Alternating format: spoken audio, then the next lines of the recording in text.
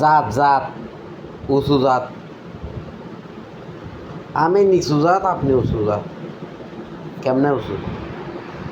কতালের উপর উঠছেন আপনি উঁচু জাত হওয়ার জন্য? আপনি কেমনে উঁচু জাত আমারে বোঝান। এক সময়ে সে বড় একটা প্রতিষ্ঠানে চাকরি করতো, পয়সা হয়ে গেছে কোটি কোটি টাকা। 3 জেনারেশন পরে গিয়ে তাদের একটা নাম হয়ে গেছে, সে বিশাল উঁচু পরিবার ছেলে, কোটি কোটি টাকা, গাড়ি বাড়ি, ব্যাংক ব্যালেন্স। সে এখন উঁচু জাত। আর একটা ইনকাম নাই, ঘুম নাই, ব্যবসা করতে পারতেছে না। সে কী করলো? কেটলি নিয়ে রাস্তার করে করে স্বাভাবিক কী করতেছে, তার জেনারেশনটা আস্তে আস্তে নিচু হতে লাগলো, গরিব হয়ে গেল। তার আব্বা কী করে? রাস্তার করে চা বেছে, যত বাসে ফুটপাতে চা বিক্রি করে। তার জাতটা নিচু হয়ে গেছে। একটা পরিবার বাপ নাই, মারা গেছে, মা সংসার চালতে পারতেছে না। বাচ্চা কী করছে? ঘুমেই তো নেই, একটা মুচির দোকান খুলে দিচ্ছে। সে জুতা সেলাই করে ওই টাকা দিয়ে পরিবার চলে। আস্তে আস্তে তার জাতটা মুচি, সে নিচু হয়ে গেছে, জাত নিচু। আরেকটা লোক বিদেশে গেছে, টাকা পয়সা কামাইছে, দেশে এসে চেয়ারম্যান প্রার্থী হয়ে গেছে।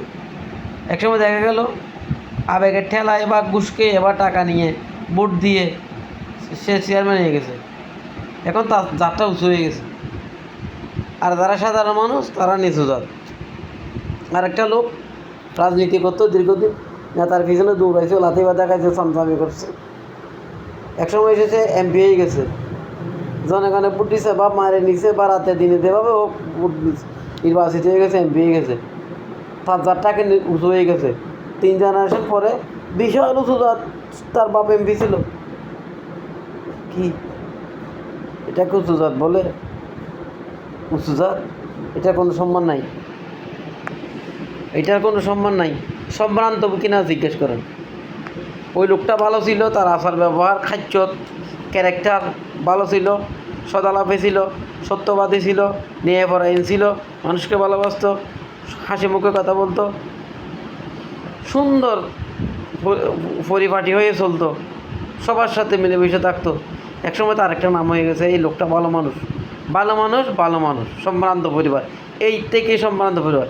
এখন আপনার নাম, আমি কাউকে অসম্মান করতেছি না, আমি দুঃখিত, আসলে আমি একটা নাম বলে ফেলতেছি। ধরেন সৈয়দুল হক তার নাম। তার বাচ্চারা বড় হওয়ার পরে বাপ নাই, বাপ মারা গেছে, তাদের ছেলেদের নামের মধ্যে সৈয়দ লাগাই দিছে। এখন তারা শহীদ বংশের লোক। আচ্ছা, আরেকটা লোক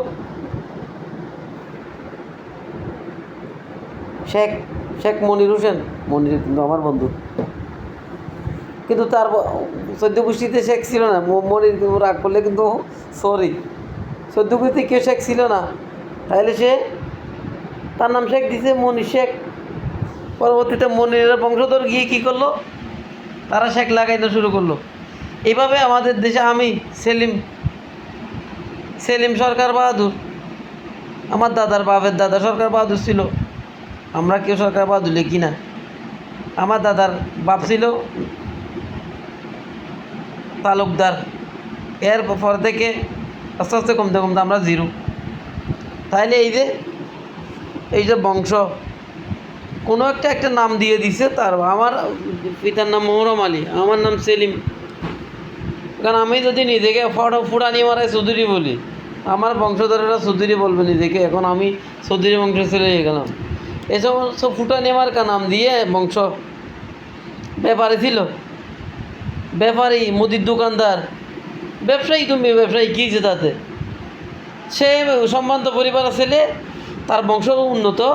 আর যারা চাকরি বাকরি করতো, আশেপাশে বা ব্যবসা বাণিজ্য করতো, কৃষিকাজ করতো, তারা নিচু জাত। আমার প্রতিষ্ঠানে এসে একজন বলতেছে তার পরিবার, তাদের বংশ উন্নত। আমি দেখছি যে সামথিং সাধারণ একজন মুদি দোকানদার, তার বংশ উন্নত হবে কেমনে? আপনি আপনার ব্যবসাকে নিয়ে ব্যবসা করছেন, পরিবার আপনার ব্যবসা দেখছে, আপনি মরে যাওয়ার পর আপনার পরিবার আপনাকে উন্নত পরিবার, আপনার বংশমর্যাদা ভালো, এগুলা কি? আপনি কখনো করেছেন এটা? আমি করিনি। আমার জেনারেশন করবে কিনা আমি জানি না। এগুলা কি? অনেকে বলে হ্যাঁ আমরা উঁচু জাত, আমি সম্ভ্রান্ত পরিবারে এসে। আপনার চরিত্র যত ভালো হবে, আপনার বংশধররা আরও ভালো হবে। এখন আপনি চেয়ারম্যান হলেন, মেম্বার হলেন, মন্ত্রী, এমপি ছিলেন, কি তলের বিড়াল কিন্তু বের হয়ে যাবে কাটলে। এত নিজে খুব সুজাত ভাববেন না। বানের তলে বাসা আছে না এরগুলা। আমরা সবাই এক বাঙালি, আমরা সবাই বাঙালি, বাংলা মায়ের সন্তান। এটা মাথায় রাখবো, আমরা সবাই বাঙালি, সবাই সমান, ভেদাভেদ নেই। ইসলাম হলে তো অন্য কথা, মোটেই ভেদাভেদ থাকতে পারবে না। রাজার পাশে ফদা দাঁড়াবে নামাজের কাতার একসাথে। তাহলে কোথাকার আপনি কোন আসছেন নিজেকে উঁচু জাত বলার জন্য? এগুলো পরিহার করেন। ধন্যবাদ সকল।